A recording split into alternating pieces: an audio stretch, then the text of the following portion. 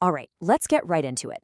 Have you ever wondered why some truths, like really obvious truths, just get completely ignored, while at the same time some blatant falsehoods seem to get a free pass? Well, to figure that out, we're going to start with a really strange puzzle. So here's the puzzle for you. How can a memorial, a statue, exist before the event it's supposed to be remembering? I mean, imagine a statue built to commemorate the founding of a town, right? But the date carved into it is 5 years before that town even existed. That's not just a typo, that's literally impossible. And believe me, when someone finally pointed this out, the story got a whole lot weirder. Okay, so this actually happened. We're talking about a town in Australia called Broken Hill. They have this statue, the Silver Tree, and it's dated 1878. The problem? Well, the town of Broken Hill was officially founded in 1883, 5 years later. So decades go by, and the scientist, a guy named Peter, he starts asking questions. He's like, hey, this date is impossible. And he even had evidence that parts of the statue were much newer. Now, you'd think people would be curious, right? Nope. He wasn't met with answers. He was met with a wall of silence. We're talking ignored emails, interviews that mysteriously got erased, just a completely coordinated shutdown. So the real mystery here isn't what's up with the statue. The real mystery is, why did an entire community decide to just pretend they couldn't hear the question? So, to unlock this mystery, to understand that bizarre, coordinated silence, we need a new kind of tool. Because this isn't really about facts and logic, it's about something deeper. It's about our social programming. And the framework we're digging into today calls this the In Mind Quotient, or IMQ for short. Now, we've all heard of IQ, right? Your intelligence quotient. That's basically how good you are at taking data and finding the correct conclusion. But IMQ? That's a totally different ballgame. The In Mind Quotient measures your ability to be socially correct. It's not about logic. It's about reading the room. It's about knowing the official story, the accepted narrative, and most importantly, knowing which truths you're allowed to say out loud and which ones everyone has silently agreed to just ignore. Okay, so at the very core of this whole IMQ idea is something called an in-mind construct. The easiest way to think about this is like a little mental file folder. So when something happens in front of you, your brain doesn't just record the raw data like a camera. No, it instantly creates a file. It packages the event into a neat little story, it decides how significant it is, and this is the absolute key, it assigns a little note about who is and who is not authorized to speak about this topic. Let's make this real. Imagine a fancy dinner party. An embarrassing secret accidentally gets revealed. Now, the event is the same for everyone at the table, but watch how their in-mind construct kicks in based on their social role. The butler, his mental file immediately says, "This is above my station, ignore it, I saw nothing." The lord of the house, his file says, "This is a problem to be managed, damage control." The daughter? For her, it's a threat to the family reputation. It's a full-blown crisis. And the poor guest who spilled the secret? Their file is just screaming, "Personal gaffe. I totally messed up." See?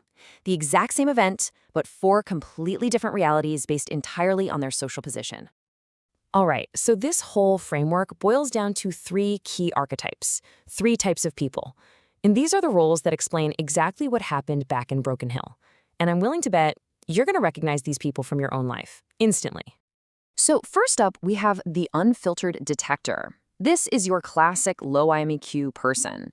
And let's be clear, this isn't about being dumb, not at all. In fact, these people are often super logical.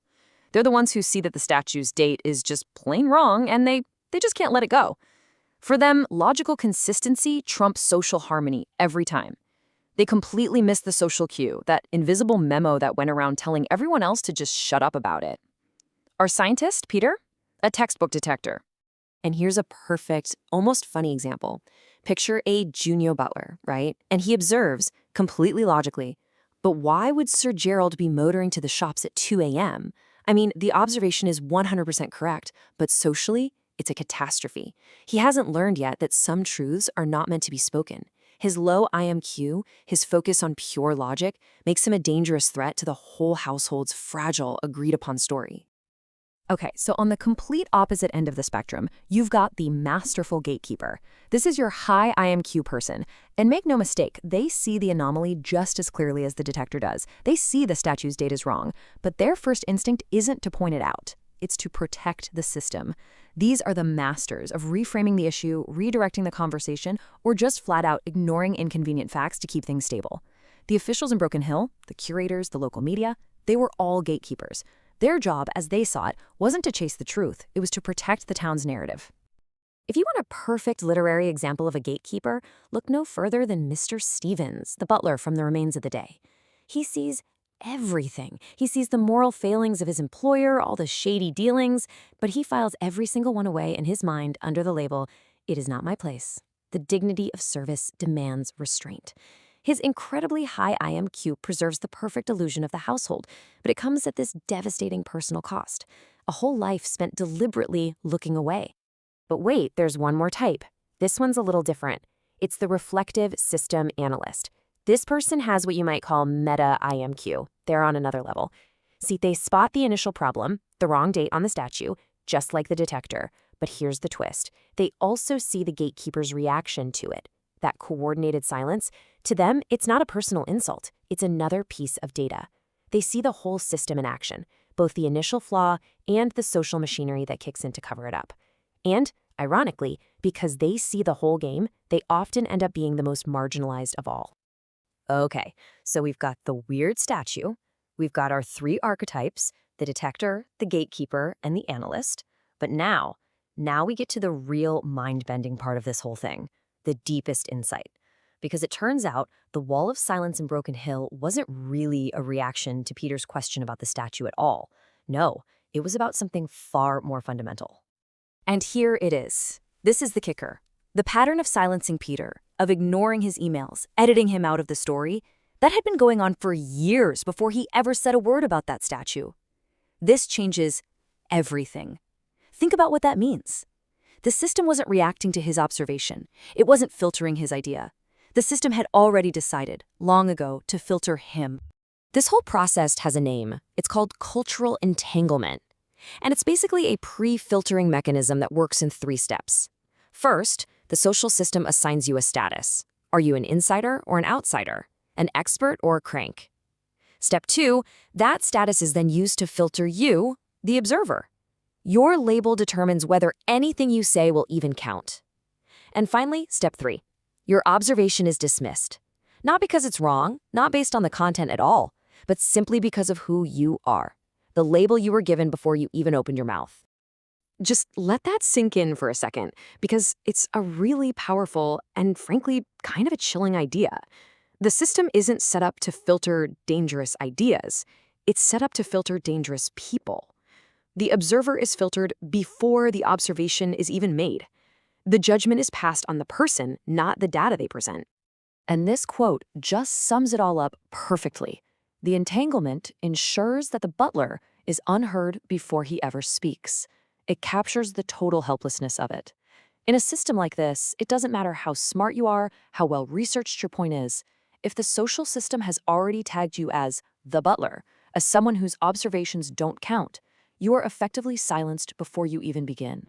So, okay, why should any of this matter to us? I mean, it's a weird story about a statue in Australia, right? Well, it matters because this dynamic, this dance between detectors, gatekeepers, and this pre-filtering of people, it doesn't just happen there. It happens literally everywhere. You see these exact same roles play out across the board. Think about the corporate world. Who's the detector? It's the whistleblower. Who's the gatekeeper? It's the PR department or the manager whose job is to handle the problem and protect the brand. In academia, the detector is the researcher who challenges the dominant theory, while the gatekeepers are the ones who reinforce the existing paradigm. It's the same pattern over and over again. And all of this leads to something the source material calls the tragic inversion. And it really is tragic when you think about it. In almost any system, the people who have the clearest insight into its flaws, that's our detectors and our analysts, are almost always the ones with the least amount of social power to do anything about it. All the power is held by the gatekeepers, and their number one skill isn't fixing problems, it's preserving the system, flaws and all. So why does this happen? Well, it's because gatekeepers operate using something called transactional epistemology. That sounds complicated, but the idea is simple. They don't see information as a tool for exploration, for finding the truth. No, for them, information is a form of currency. They ask one question: does this fact support my position? If yes, great, they'll use it. If it threatens their position, they'll bury it, discredit it, or just ignore it. In their world, power becomes a proxy for truth. And that brings us right to the final lingering question for all of us. This whole IMQ framework, it's not just about explaining a weird statue. It's a lens we can use to look at our own lives, our jobs, our communities. It forces us to ask a really uncomfortable question. When a new idea comes along, or when someone points out an inconvenient truth, who in our world gets to decide if that's a valid insight or just noise?